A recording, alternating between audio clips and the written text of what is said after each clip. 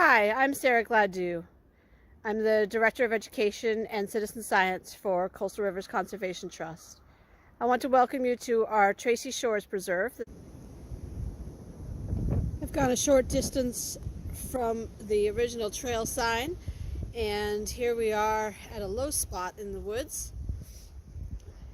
There's this beautiful little pool with some shrubs growing out and some spruce trees.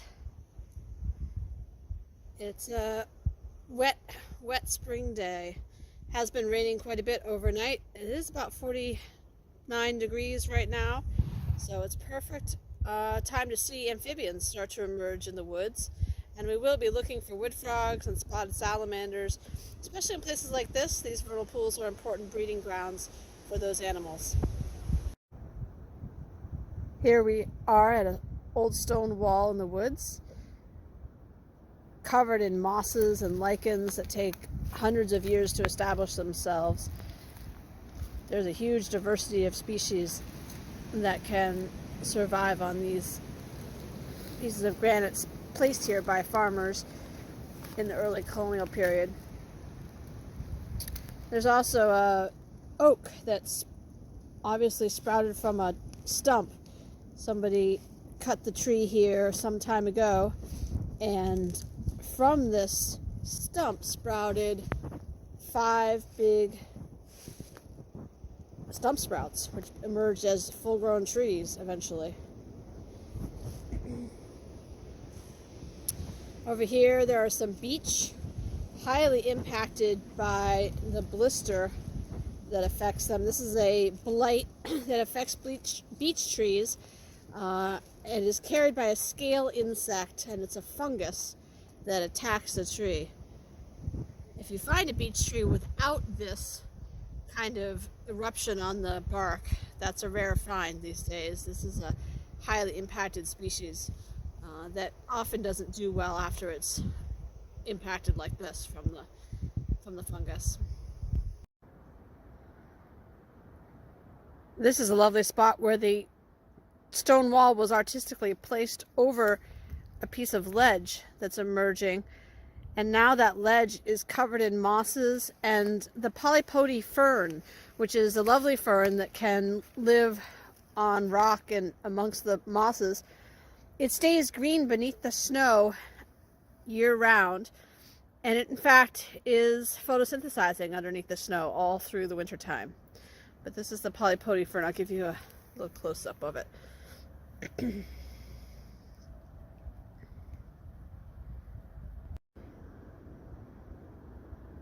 There are some good-sized blowdowns along the way. This is a bit of a high spot above the water, above the Damariscotta River estuary, and the ledge, as you saw before, is fairly high. There's not a lot of topsoil, so the tree roots tend to not be able to grow terribly deep, and you get a place like this where it's wet. The soil is super soft in the spring and fall, especially when the high winds come along, and it can take these trees out. But it opens up a new place in the canopy for emerging vegetation.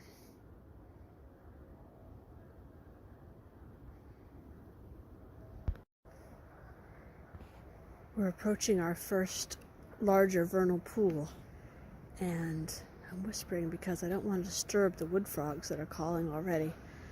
These are some of the earliest frogs out. They want their presence known to each other, but certainly not to me. So they may quiet down if they realize I'm approaching.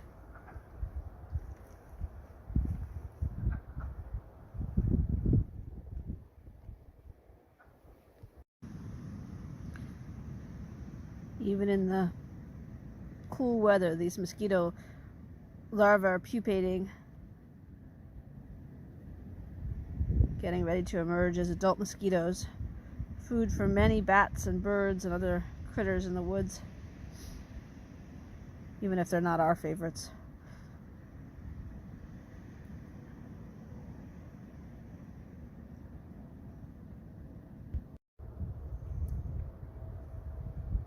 And here in this vernal pool, I've spotted some wood frog eggs.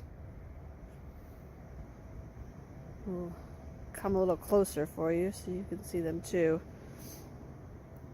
They're these masses of gelatinous eggs with dark embryos inside them. There's several clusters there near the surface of the water, which is quite characteristic of the wood frog. And often they're like this, attached to a stem. There's several masses here. I was hoping to find some spotted salamander egg masses, although it's still early. We might yet in a few days. The main difference between the spotted salamander eggs and the wood frog egg masses is that the spotted salamander egg masses have a gelatinous covering over, sort of a secondary gelatinous covering over the entire mass, whereas the wood frog egg masses, the covering is just each egg is covered, and then the mass is stuck together.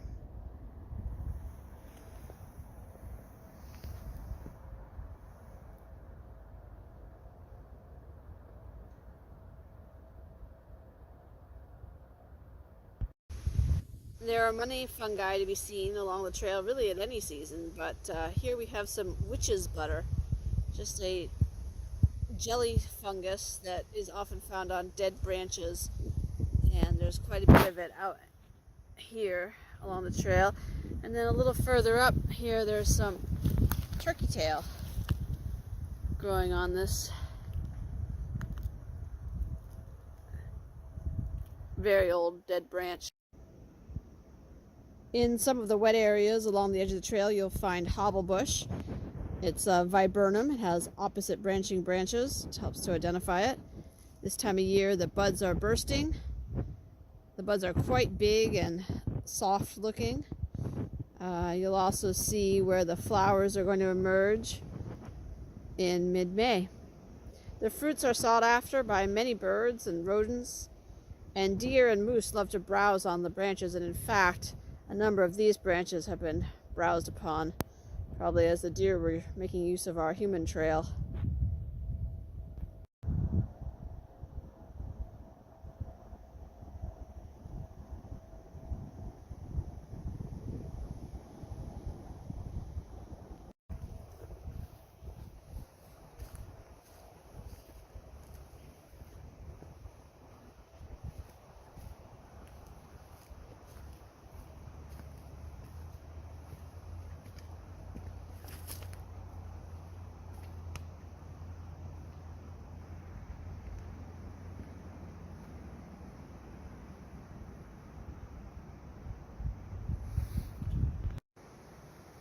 And here we've come out to the cove.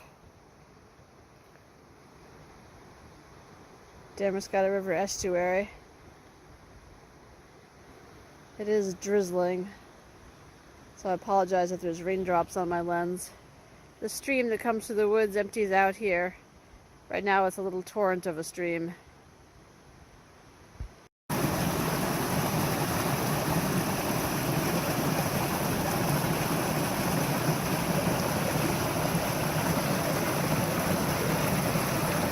You'll notice along a lot of the streams that are really rushing now, there is this frothy foam that gathers on the crevices. This is resulting from the bacteria that's breaking down last fall's leaves. The vegetation has fallen onto the forest floor. The bacteria begin to break them down.